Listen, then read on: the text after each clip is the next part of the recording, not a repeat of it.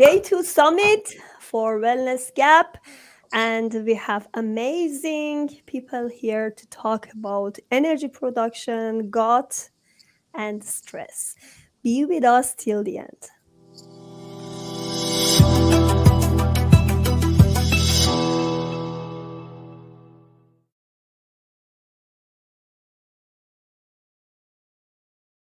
All right, welcome to this summit.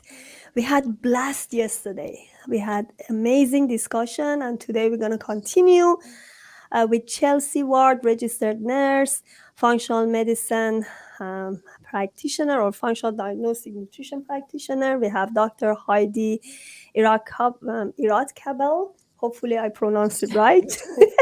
She's a naturopath doctor and again functional practitioner. And then Betty Khalili. She is a best-selling author, registered nurse, and we have Kelli Lupsha, women's longevity expert, and she has a master's degree in physical therapy.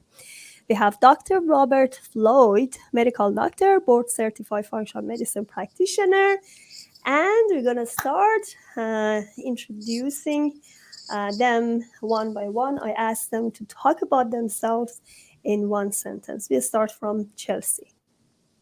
I'm Chelsie Ward, and I work with women who are really struggling with their immune system and digestive issues, and they're looking to address the underlying cause of those issues, just tired of trying to figure it out on their own. Beautiful. Then we go to Kelli. Hello, everyone. I'm Kelli Lupsha, and I also specifically help women really struggling in finding their own unique longevity and looking at their DNA blueprint to discover how they can truly live their best life. Amazing. And Dr. Robert Floyd.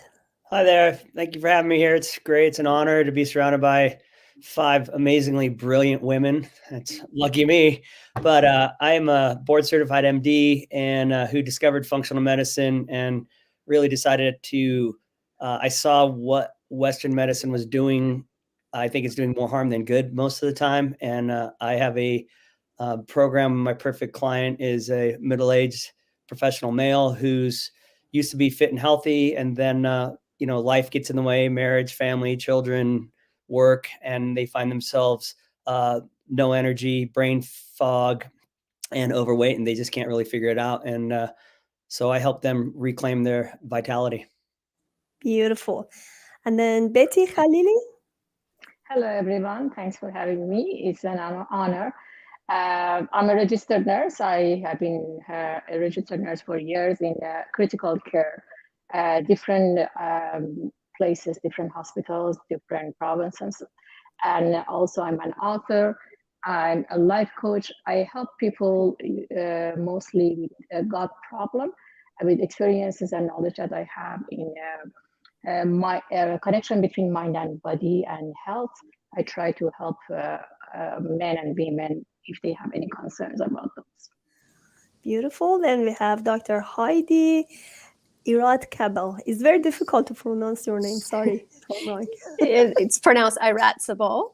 You were very close. Thank you so much for having me. It's an honor to be here as well in this company. It's terrific.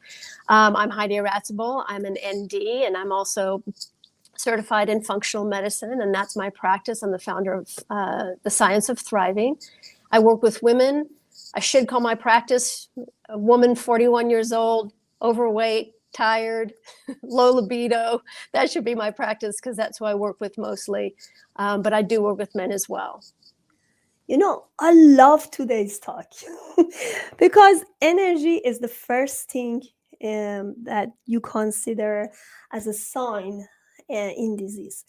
Like I have a lot of clients who come to me, they have energy problem. They can't get conceived because they are too tired. And they don't know what's the root cause of this energy production problem. We're going to talk about it, go through this, because it's not, it's a really long discussion, but we try to cover everything. So we start with energy production, if you agree, with Kelli Lupsha. She's going to go through her own story. I love her story. You can find her story in Needs Gap. and she talked about DNA control and how we can control our body and DNA.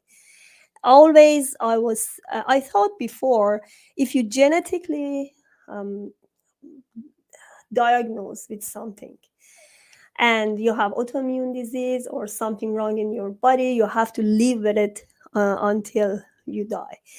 But then I was introduced to Kelli, and then I read her stories and said, no, it's not like that. We can control our DNA.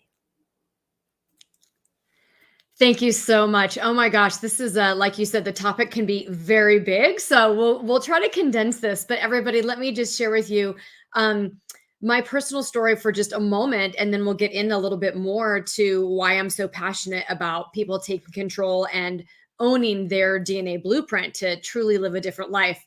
I definitely thought in my childhood, as I saw my maternal grandmother have cancer and die of cancer and have breast cancer, and then my father died of cancer, that ultimately it would be my fate as well.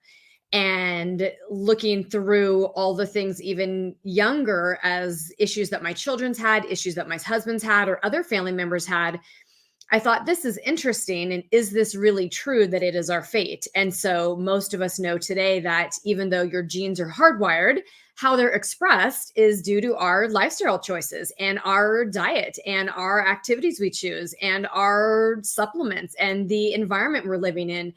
And so we truly are more control than we ever thought before. So it has been so amazing to see my own personal journey that fortunately, I don't have strong cancer genes or high penetrance in those genes. I do have other things going on in my life. But what I realized is if we all can't control the oxidative stress or the aging, the rusting of our cells, right, that debris, if we all can't boost, which our mitochondria, I know Dr. Robert Floyd is going to talk more about that, but we need that to produce energy for every single cell. But as our bodies produce energy to work, we get more oxidative stress. So we have to have these strategies to balance all of that. And therefore, if left unchecked, that's truly what can turn some of our genes on or some of our genes off. And my example in my personal story is I have the genes for celiac disease. And so, as my discussion of everyone is truly at my age, I should be very sick in bed with celiac, but I'm not. So I've been able to keep those genes from being, turned on by how I'm living my lifestyle, how I'm activating pathways in my body. And I think most people just think they'll wait till they get sick and then figure things out, versus can I keep these genes turned off today? And therefore, maybe I never have to get sick. So truly, it's such a journey, Panthea, that I think everybody can live a very different life if they know their own blueprint, right, of their own DNA. And so they don't have to like, let me try this, let me try that, let me guess at this, let me guess at that. That no longer is it a guessing game. You can own your life. And then going to different specialists, and you stay in that loop forever. Yes, people do stay in that loop forever. You're right. So we go with Dr. Robert Floyd. What's your story behind functional medicine, doctor? Thanks for being here. This is really great. I'm honored to be here. This is fun. It's great to be able to share our knowledge, and I'm excited to learn from everyone here as well. That's one thing I find is humbling about medicine, is that you can always learn more. I was a huge sport athlete guy my whole life growing up. I was a climbing guide and instructor in Colorado, and a ski patroller and a ski guide. And, I've done all the heli skiing and lots of really amazing stuff, built mountain bike trails in Wyoming and skied, 100 days a year, dirt bike and mountain bike. And then randomly, I went to medical school, and I never thought in a million years I was going to be a doctor. I was standing there looking up at the Tetons. I was digging ditches, literally. And I said, I'm too smart to be doing this. And I wanted to, do something with my life. And when I went to med school, I was like 155 pounds of, with maybe like a 10% body fat, super ripped and lean and healthy. And I went to medical school, and I came back like 190 pounds, and I was really, really chunky. And then, I tried everything I could to really lose that weight. I did all this stuff, caloric restriction and blah, blah, blah. And it got me a little bit to where I wanted to be. But then I went to residency for 5 long years of just stress and grueling training. And, I put all the weight back on. And then I got out of residency and was working and came across some really great information and really took control over my life by, kind of, I hate to use the term biohacking, but it's kind of what we're doing. It's what we're all doing. We're helping each other biohack and helping our patients biohack. And that included, time restricted feeding, gluten-free, dairy-free, sugar-free, so on and so forth. And so it got me back to where I was physically before medical school. And again, like I said before, I believe that unfortunately Western medicine, all the doctors have really big hearts and they're trying to help people. They're really trying to help people. But, I was in it up to my eyeballs. And I truly believe it's doing a lot more harm than good. And I know a lot of my patients and clients, have autoimmune disease. And the first thing that Western medicine doctors do, hey, let's put you on biologics. Whoa, whoa, whoa, whoa, whoa. Let's step back a little bit. So I've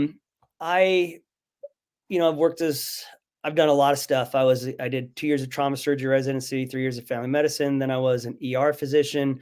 And then I've been a hospitalist, and I have a very small clinic, integrative functional practice that I help clients with. And when I was going through the Institute for Functional Medicine training, I met a really wonderful lady who told me, she's like, yeah, well, I do this online program where I have this thing online and I'm really helping more people. It's not a one-on-one model anymore. And I said, I want that. So for the last couple of years, I've really been focusing on that. And I've run, 30, 40, 50 people through my program. It's a 12-week lifestyle transformation program.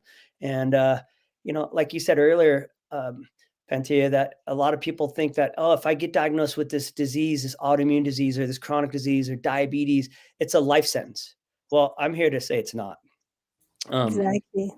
And I really want to give people hope that with simple, safe, free, easy maneuvers, people can change their lives and reclaim the health and wellness that we're supposed to have, that is given to us by God, Mother Nature, whatever you believe in, because we're not, as humans, we're not meant to be this sick.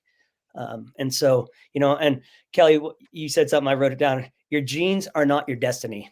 100%, like 100%. And so unfortunately, right now it seems like society is being led to believe that, oh my God, if you have this disease, it's this forever. Take these pills forever, you'll be fine. And so that's why I'm doing what I'm doing. And that's why I'm here. So that's the purpose of this summit. Absolutely. So both of you talk about stress, oxidative stress. And now we have another person here. Her name is Dr. Heidi Iratcabal, right? And she's a naturopath doctor. What was your own story? I know you are a naturopath doctor and you do the functional medicine. What inspired you to be a functional medicine practitioner? I was, like Dr. Floyd, an athlete. And I actually went to University, Nebraska, go Big Red, on a javelin scholarship. And they found out that I could do other things. And so they turned me into a heptathlete, which is like a men's decathlon, only we do 7 events. And I had an injury. I blew out my compartment syndrome. I had compartment syndrome. And that basically completely ended my running career because it created and I was devastated. I had my whole life planned around being an athlete and being, then coaching, then helping other people be better athletes. And so my career came to a screeching halt. And in my search to find answers, I found acupuncture. And acupuncture allowed me to walk again without a cane, to hike again, to live a full and complete life. Yes, I still have a little bit of the drop foot, but it saved my life. And that got me very much interested in acupuncture and Chinese medicine. I took my now able to use foot and I started riding my bike, and I ended up in France riding professionally for the world champion of France, Jeannie Longo. And I rode for her for many years. And it was with my time with her that she changed my diet. We had an acupuncturist on the team that he treated me, and he changed my diet. He changed what supplements I took and when I took them, and excuse me, and the dosing. It was all very precise and very, it was mind blowing. I thought being a vegetarian was the best thing to do for my body as an athlete, and I was always looking for optimal performance. And he said, no, for your body type, you need to have animal protein. You're not getting enough amino acids. And he changed my diet and my performance, my healing rate, my injury rate. Everything just became exponentially better. And as a team, we didn't lose a race for about 4 years. Wow. And it's not that we were that much better than the other women, because there were phenomenal women that we were racing against. We really dialed in our own diets, and that really got me to thinking, well, when I quit this, because I can't do this forever, I want to do this for other people. I want to help them find their optimal diets, their optimal performing rate, because it doesn't matter what we're doing, whether we're being a high executive, a mom, running a business, running around children, whatever we're doing, we want to do it at our best. And that's my goal, is to help people thrive, help women thrive.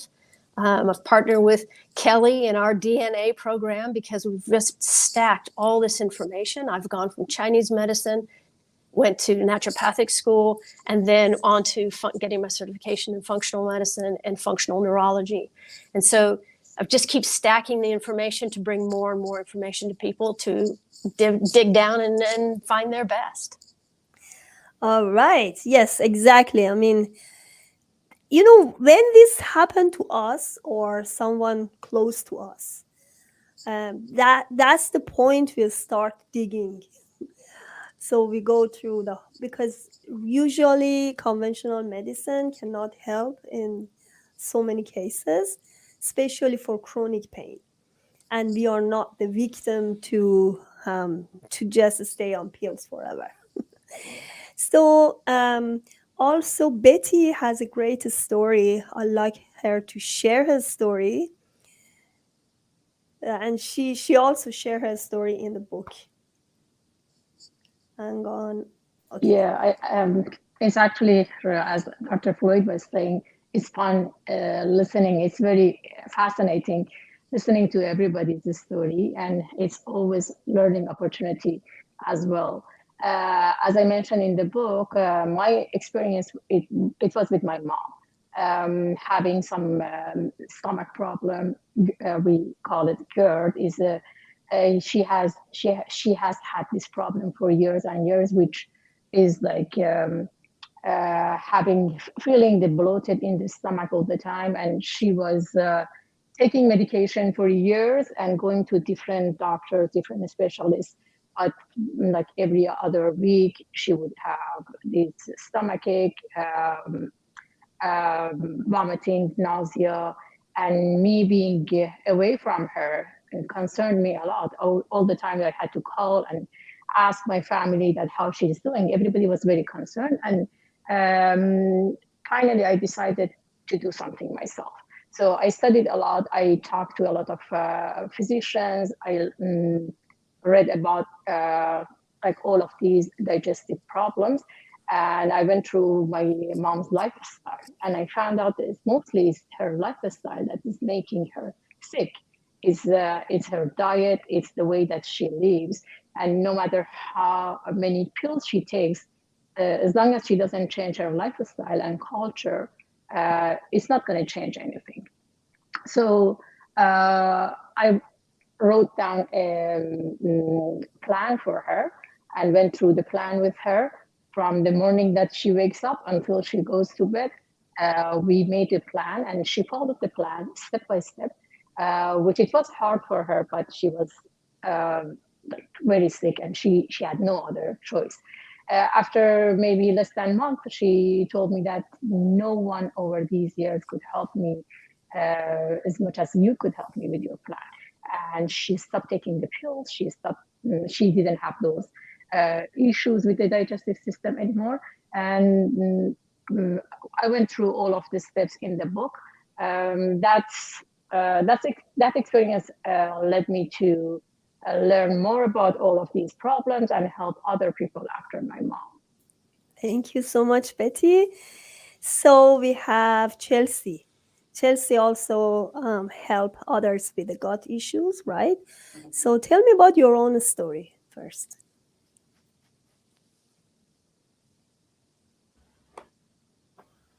So I remember my grandmother looked at me one day. I was probably about 10 years old. And she said, "Child, you get everything that runs down this family line." And it's true. I was actually born with colic and I had digestive issues my entire life. I got suppositories more than I'd like to admit as a child because I just wasn't a good liar. And my grandmother thought you should poop every day. So when I would go visit her, she was just like, "You're not pooping. You're getting a suppository. You got to poop." So that was my life for most of my life. And then by the time I was 12 years old, I was put on birth control for debilitating menstrual cycles that would keep me home from school.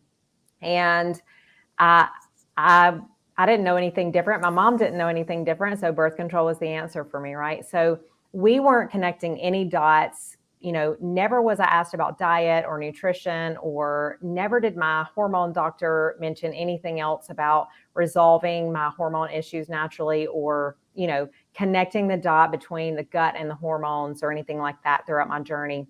And the older I got, the sicker I got. So I ended up with IBS, and that's just, irritable bowel syndrome, diarrhea, constipation, all the things, anxiety and depression in high school. And by the time I was 27 years old, I was diagnosed with perimenopause. I had not had a cycle in 3 years. And I went to nursing school. I had done all the things to try to figure out health on my own. And I went to psychology school. I got a degree in psychology. I thought maybe this is going to give me the answers, and nothing I did helped. And I remember in nursing school, I was actually medically injured, and that's when I hit my sickest point. And I remember at that point just thinking, there has to be more to life than this. There has to be more than medication, surgeries. And I looked at my patients and I was like, we're all experiencing the same thing. And we're being told the very same thing, and it's not getting us anywhere. Like, we're told medication and surgery is the answer, but that obviously isn't the way out. So I started doing my own research, even in nursing school, knowing that I would complete it, but just not being in love with the process.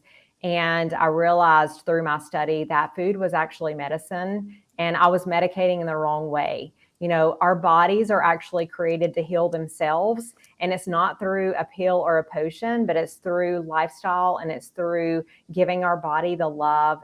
Like you say, Heidi, it's about the right nutrition. It's about really feeding our bodies what they need so that we don't have to become whatever our genetics say we are, right? And when I went on this mission to heal myself, I actually published my story in a book. I thought that would be the end of it and life would go on. Happy day for me, because I get to share that story and the rest of the world would be able to benefit from it. But what I realized is that, just like the rest of you, I realized that people need this message. People need guidance. They need someone to grab them by the hand and say, "Here you go. I've been through this. I know exactly how to take you step by step through this same process or a similar one." So, and just help people get to the finish line. So, and really now I'm working with people who have digestive issues because my heart is for them. I totally know what they're going through. I spent 30 years of my life with severe digestive issues.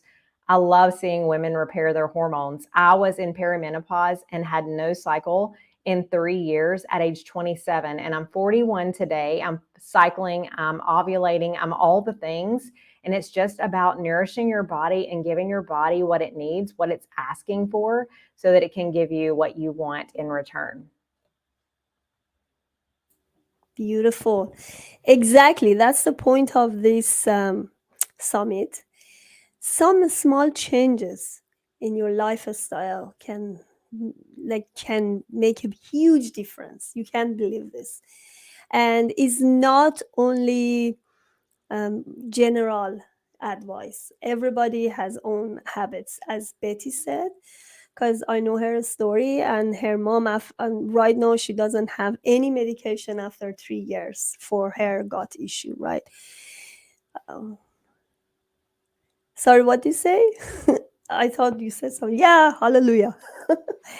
Yeah, and I just want to know right now, because we are in this discussion, I don't want to go to another, but the lifestyle change. What kind of lifestyle change you saw in your mom and you actually advise her to do?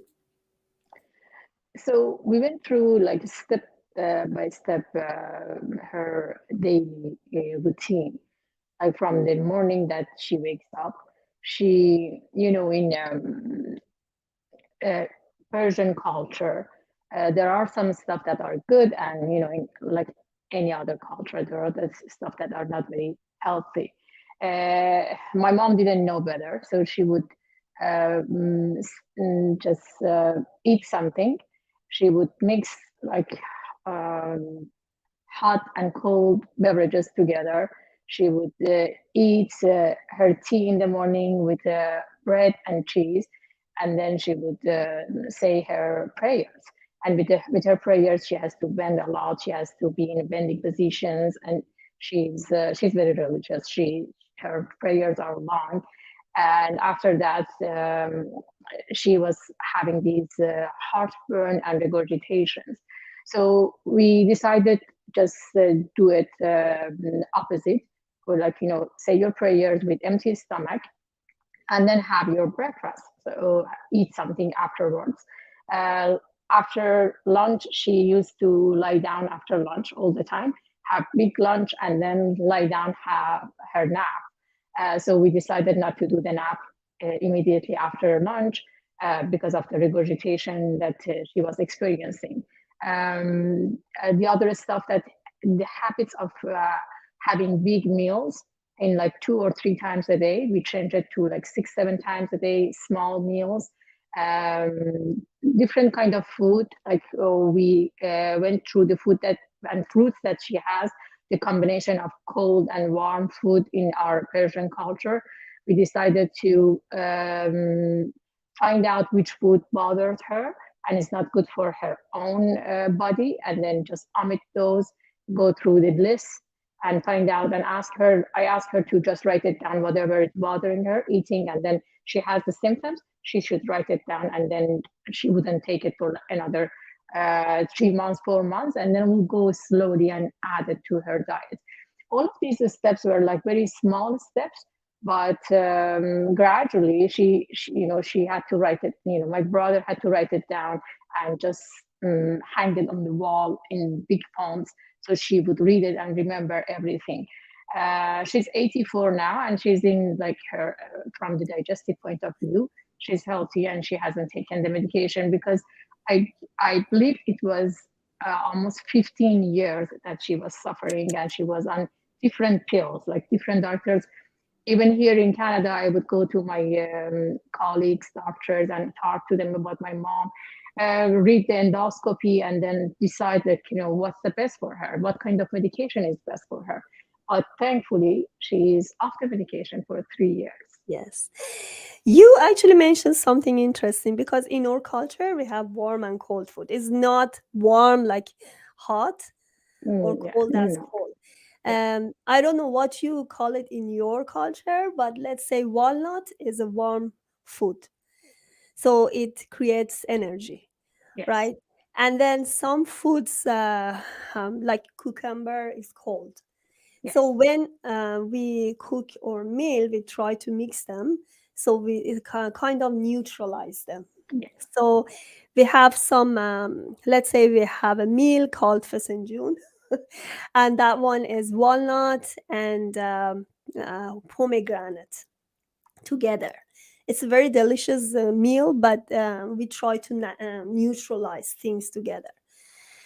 So we, traditionally we try to follow up these things to be healthy. That's right. So Yeah, it's not about the heat. It's when we talk about warm and cold food, we're not talking about the heat. We're talking about the ingredients. And I think it came from the Greek culture, found its way to Persian culture, and then Chinese medicine, Eastern medicine, generally speaking, that people paid more attention to the ingredients. Some food they have cold, they are cold in nature, and some are warm in nature. Even in Chinese medicine, they divided to cold, cool, warm, hot. In Persian culture, we just divided to cold, like we say, sard, meaning cold, and yam. And we think that everybody's different from the like every individual is different. Some food might be good for my body, but not be good for you, Panta. So everybody has to find out which food aligns with her and her body and her body's reactions. Some food are inflammatory for some people, and are healthy for the other people. Like fish. We Yes. try to have something warm with fish. Fish in nature is cold, so we have walnut after fish, or we can have some ginger, Yeah, black pepper, or like dates, something.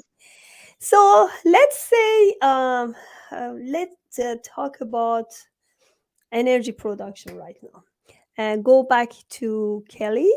She's doing DNA stuff, and then I want to know what you recommend to your patients about the energy production. Probably have had a client come in and say, I am so full of energy, but can you help me with this problem? Right? Energy is one of those things that is probably the easiest indicator that people are aware of themselves of, wait, I just woke up from sleeping. How can I not have energy? Wait, I'm going through the day, but I feel so exhausted. Why can I not have this energy? And so we think about energy in that way. It's hard for us sometimes, I think, to share with people that where that energy stems from.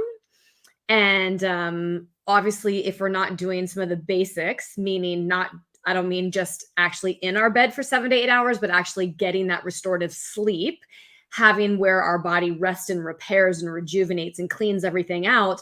Therefore, then when we wake up in the morning, our body can have the energy for the day and the tasks. But really that energy, and I'm sure Dr. Floyd will even talk more about it or can piggyback with me, is, the energy really comes from our mitochondria.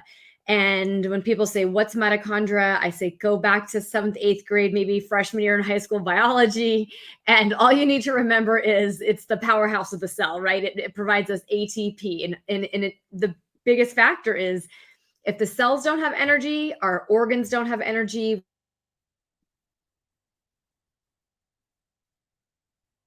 Oh, you disconnected for like few seconds, but that's fine.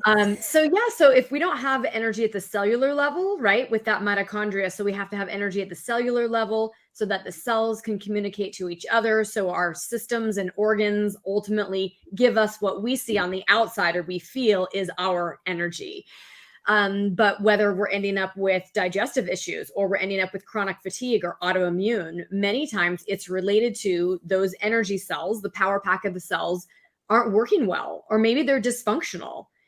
And, all of us have seen, and we've all already talked about lifestyle and diet. And therefore, if we're overworked and super stressed and not sleeping well and don't have downtime, and the foods we're eating is, we could go in a rabbit hole, right, of the whole soil and nutrient density and what's in our food sources today, it just isn't what it once was. And so everybody, no matter how good we try to live our lives of health, we're kind of like already one behind the 8 ball from years ago, right? We're having to dig out harder in our health today before.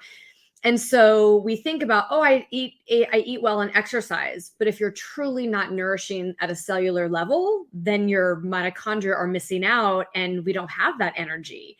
And so there's probably a lot of talks you guys have heard of, whether you end your shower in cold, there's a lot of things to actually boost your mitochondria today. There's pathways in our body that we can actually activate the production of bigger, stronger, more robust mitochondria. and we can get rid of old mitochondria. Just a teeny bit more science for anybody that's interested in that. When our cells replicate, our mitochondria is one of those things that literally makes a copy of itself. So if your mitochondria is dysfunctional or not working well, when it comes time to replicate, it will replicate a poor copy. But then imagine, right, you keep replicating a poor copy over time, that poor mitochondria is in really bad health.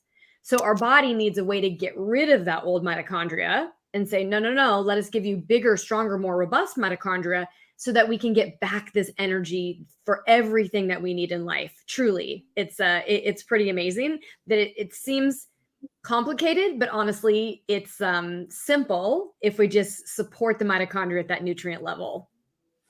Yes. So that comes back to regenerative medicine as well. That's what you study, right? Partly, absolutely. But in that, as when we're born and when we're young, all of these systems are really working well. And whether it's through aging as we're getting older or because of exposure of chemicals, toxins, pesticides, you name it, those processes start to slow down maybe earlier than they should, which then may lead to all these other disorders that we're seeing. So that's really where, how can we get our mitochondria are supposed to be big, strong, and robust. Why are they like faltering? Why are they having dysfunction? Most of the time it goes back to the discussion. And I know Betty was talking at length about this, is what are people doing for their lifestyle and diet and eating that's either harming them or, making them beneficial for them truly. Mhm. So actually, Kelly wrote a chapter in Needs Gap. She talked about regenerative medicine, DNA, in more depth. So if you like to read, you can go and read the chapter. We're going to continue this talk with Robert. He's a specialist in energy production as well. Yeah, I'm just piggybacking on what you just said. It's really one thing that, again, I said, your genes are not your destiny. And one thing that I was talking to a friend of mine. Actually, I'm working on a book. It should be out in 8 or 9 months. I'm talking to my publisher, and I was thinking about this. Like, right, we have the whole of human evolution. Right? Let's say it's 300,000 years, or it could be even longer, but let's just take it 300,000 years, right? Every generation has been getting better and better, bigger, faster, stronger, more resilient, better IQ, bigger brains, more capable of everything, except for the last 50 years, right? So think about this. For everybody watching, think about this. Okay, I know 300,000 years, it's just a random number, but we've been getting better and better and better and better and better until 50 years ago. And so, all I can think of, our genes have not changed. Okay, that's one of the things, like, our genes are not your destiny, but what you bathe them in is your destiny. And that's called epigenetics. Our genes they're designed to make certain things, chemicals, protons, proteins, yada, yada, yada. But if you bathe them in garbage all day long, they're going to make poor garbage for you products. And so the only thing is that I can explain is that, of course, like autoimmune disease is multifactorial, just like all the ailments that we see right now. But it's the standard American diet. Okay, this is what's killing us all, like today. Starting 50 years ago when processed foods started coming on board. In World War II, they had to figure out how to get food across the ocean to Europe and all around the world, basically, in order to feed soldiers. And that's when the development of processed food came about. And then, unfortunately, I'm a big believer. I'm not a conspiracy theorist. I'm a realist. All of these, giant mega corporations, Nestle, General Mills, Coca-Cola, Domino's, Pepsi, all these food corporations, they don't care about me. They don't care about you. They care about their profit. And whatever they can do to maximize their profit, they will do. They have a fiduciary responsibility to their stockholders to make more money. And unfortunately, we are suffering because of that. And let's get back to mitochondria. So what happens is our food supply, which you said, Kelly, it's completely different than it was for our grandparents. I mean, I think we're like 60%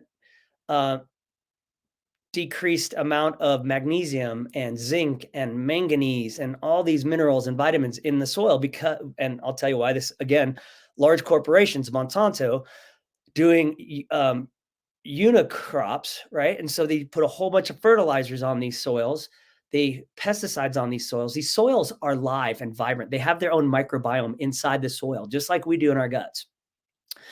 When you put all these chemicals on there, it kills the soil, but it also, one of the things that these fertilizers do is they make the plants not able to let go of minerals and vitamins once we eat them inside our bodies.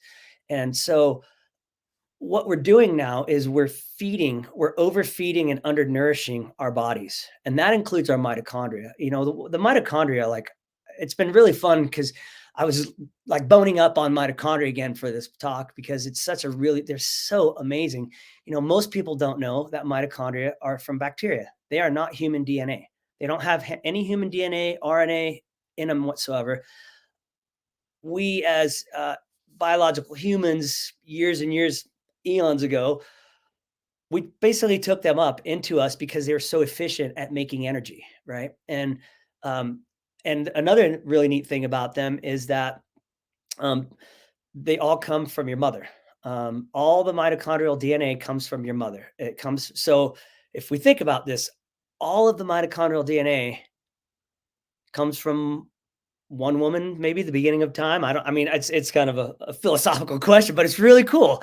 And another thing that's cool about them is we literally have quadrillions of mitochondria in our body. Okay. And that's thousands of trillions of mitochondria. That's how important these are for us to have energy, you know, and the more energy consumption an organ has, your heart or your brain, the more mitochondria are in those cells.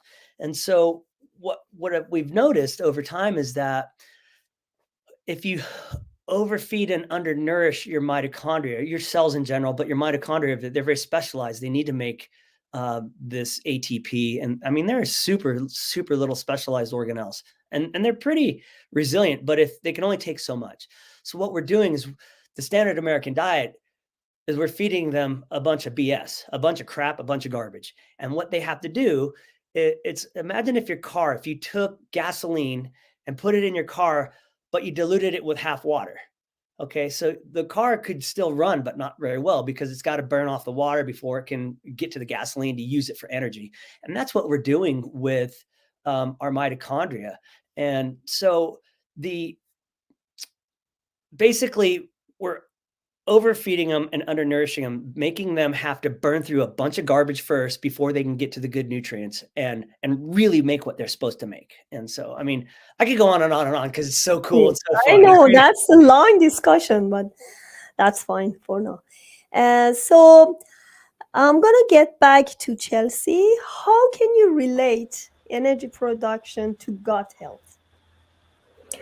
So I like to think of the gut as, you know, you might hear of it as the window to disease, but I like to think of it as kind of like the driver for our health. And I feel like when I think of the gut, and one of the biggest things that I see work so well with digestive health when it comes to energy is detox. So I feel like our liver is so bombarded today with toxins, and it's, you know, just like you were talking about, Robert, not only in the food we're eating, the pesticides, they're sprayed on everything, but just toxins that we're overloaded with on a day-to-day basis, from the things that we're putting on our skin to medications that we're taking to, you know, things that we're cleaning our home with. And when our liver is exposed to all these toxins, then it creates it's almost bogged down. So it doesn't really do its job efficiently. And I think that energy, like our liver is so responsible for producing this energy in our body. And when we clean up that, just think about the amount of toxins that we're exposed to on a regular basis. The latest science is telling us that we're exposed to about 2.3 pounds of toxins every single day. And again, we go back to our ancestors. They didn't have all of this toxin exposure. the way that we do today. So with us being exposed to so much, our body and our liver is really just kind of bogged down. And if we just do something simple, like do like a cellular cleanup on a regular basis, that would include mitochondria, right? That would include your liver, just focusing on liver, like the 3 phases of detox. And there's great products out there. You can kind of use food as medicine as an approach. I love things like beets, lemon, grapefruit, dandelion greens, bitter greens. Those are amazing for the liver, just energizing the body. But when we can efficiently get rid of these toxins, then we can actually give the body a lot more energy.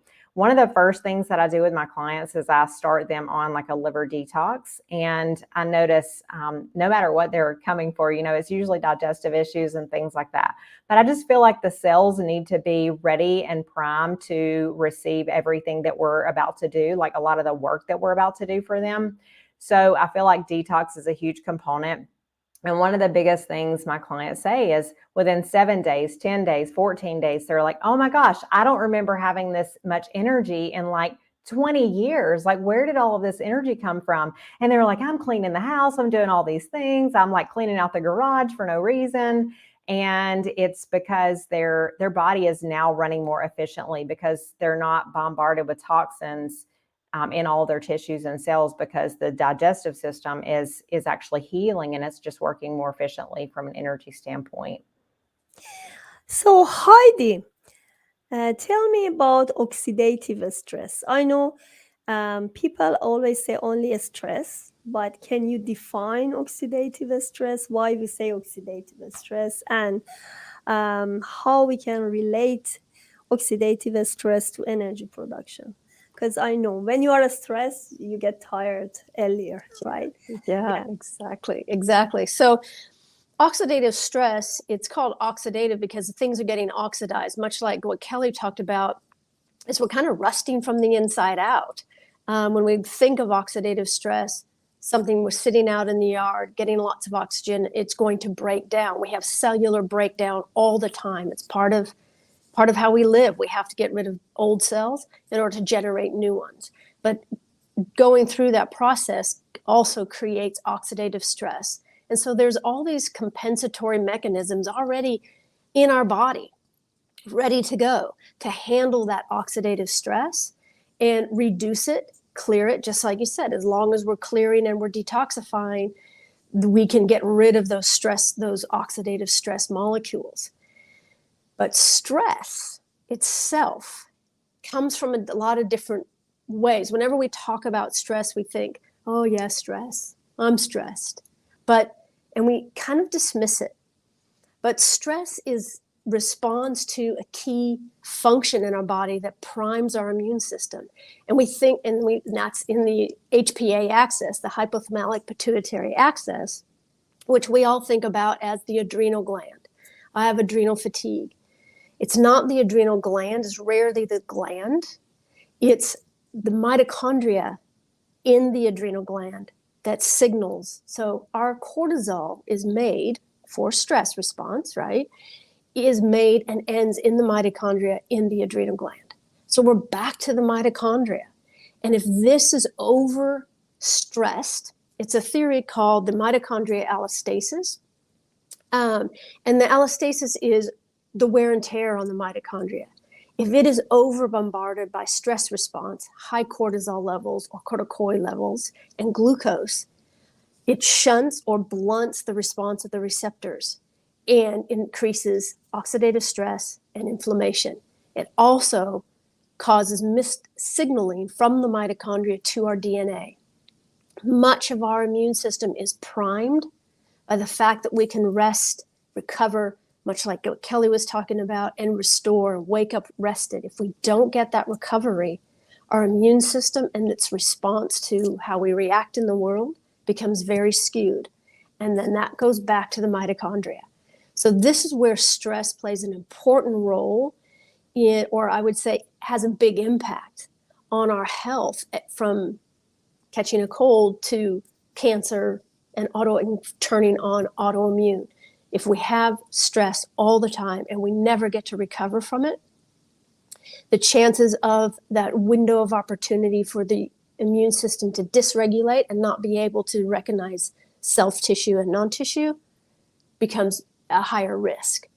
What's interesting about the allostatic theory is what they're finding in the research is that it's not just outside stress. It's not just the real stress. My child's sick. I just got to flatten my tire. I'm getting the pink slip tomorrow. These are real stressors. But they're finding that that stress response, that high stress on the mitochondria, can also come from perceived stress. So what I mean by that is the ruminating thoughts that are always going on in our mind, self-criticism, self-judgment, worry, anticipatory stress.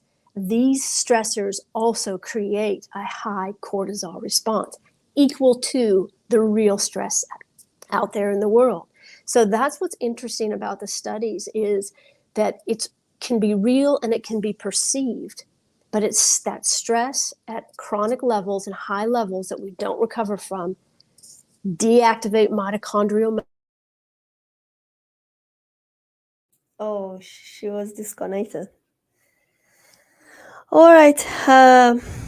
So we have to continue with others. Let's say we talk about the stress in functional medicine. We say hidden stress, and we have 5 basic foundation for this. Who can talk about this?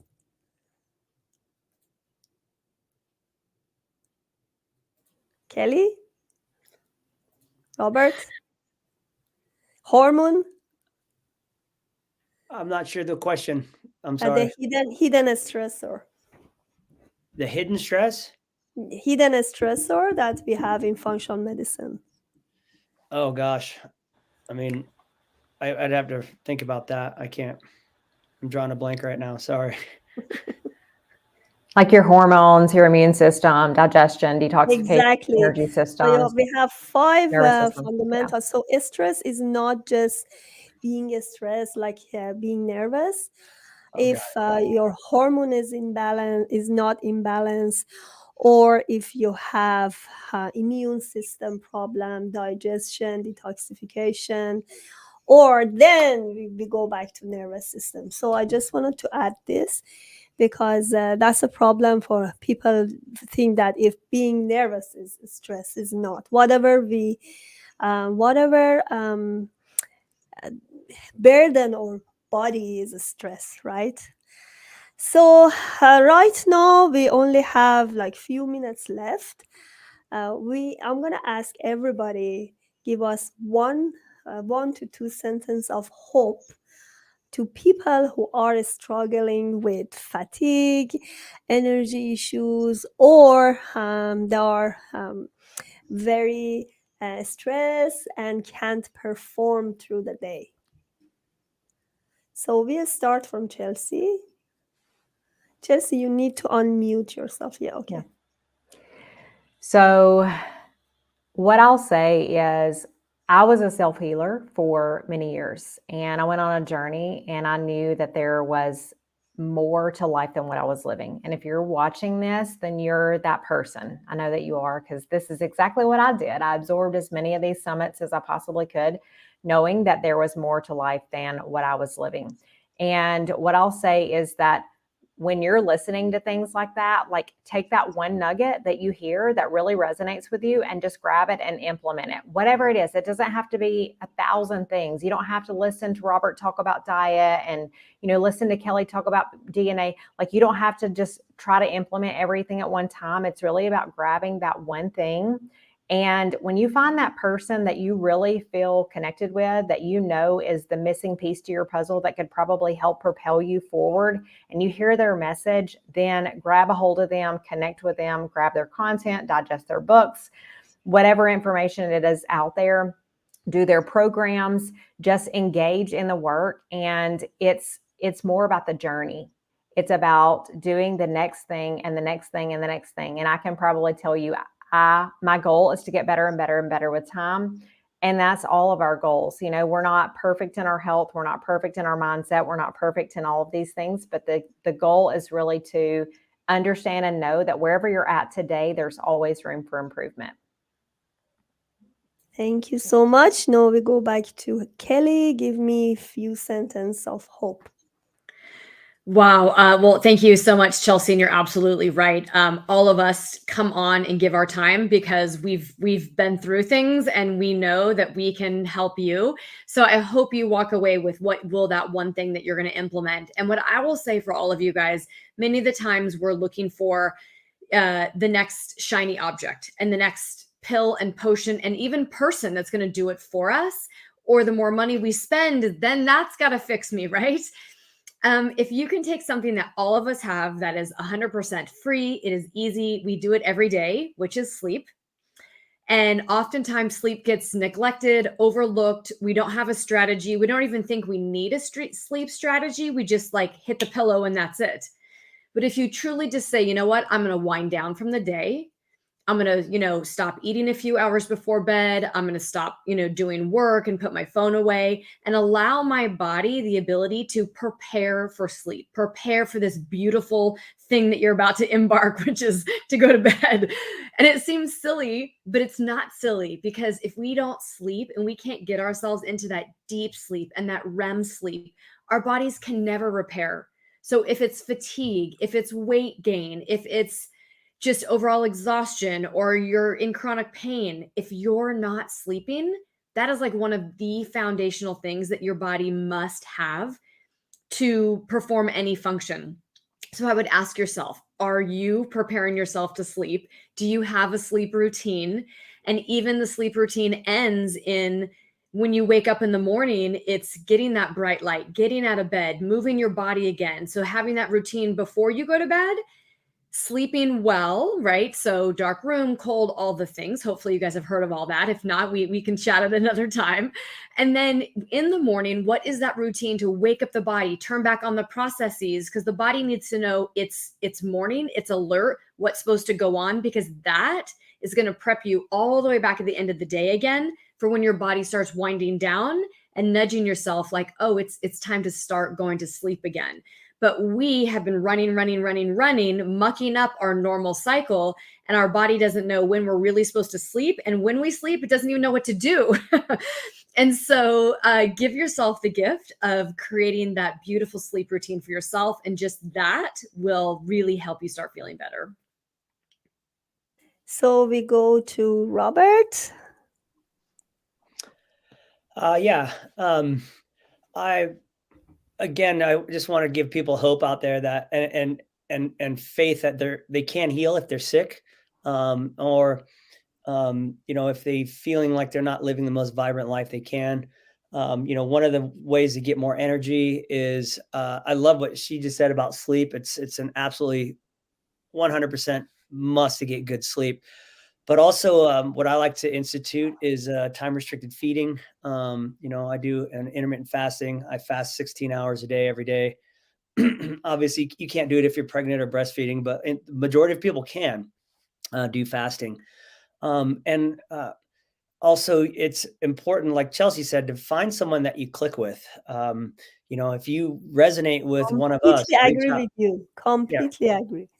Reach out to one of us and say, hey, listen, I saw you. I'd like to work with you, because we're all here. We're all healers. We all want to make the world a better place. And, it's totally possible. And everybody should have hope that if you're dealing with something that's really bringing your quality of life down, you can change that. And, I will also say that, no one's got your back, really. And it's an individual's responsibility to really help themselves heal. And something else that you guys had mentioned earlier, it's about self-love. We have to have self-love. You have to have self-love and compassion for yourself. So there you go. Thank you so much. Betty? Absolutely, I agree with everyone. I believe that life is a gift, so we have to enjoy every moment of our life. If my mom could have hope after 15 years of taking all of those pills and vomiting every time here and there, everybody else can have hope as well. we have to be conscious about each moment of our life and take a deep look at how we live, our lifestyle, and our values in the life, and all of these stuff that everybody's mentioning is self-love, as Robert was saying. It makes a huge difference in our daily life. So I believe that all of us will be more hopeful if we look at our life deeper and in a deeper level. Thank you so much, guys, being here. Our book Needs Gap is there, a promotion for tomorrow only. So get it. Hopefully, this book can help some people to recover from their chronic pain. So, as we say, chronic pain shouldn't be with you. This is not normal to have this pain forever. And these real stories of success with patients and clients and even family members help you find your own solution. As we said, another thing that which I totally believe Robert said about the connection. Sometimes we start a treatment and in your heart you're just saying, I don't like this doctor, I'm not connected to him. So switch, I'm telling you. Because sometimes it's not in your heart to start something and you go like what I did for 2 years IVF. I didn't like my doctor because every time I talked to her, she gave me a lot of negative energy. So energy is so important because when you start a treatment and your doctor is not with you with your heart, and then that's not going to go. It's not going well. So you have to find a connection with your doctor. Heidi is back here. You are on time because we are saying goodbye. I just need you 1-2 sentence for hope. Give us some few sentences. Let's say some people are struggling with chronic pain for all years. What do you want to say to them? Absolutely, there's hope. Look outside the box. First, look at your diet. Look what you're fueling your body with. Clean that up first and foremost. Get moving. Even if it hurts to move, you need to keep moving. We're made to move. We're machines that move, right? And look into modalities like acupuncture. Look at your DNA. It can actually unlock answers that you've had questions about for so long. There's absolutely hope.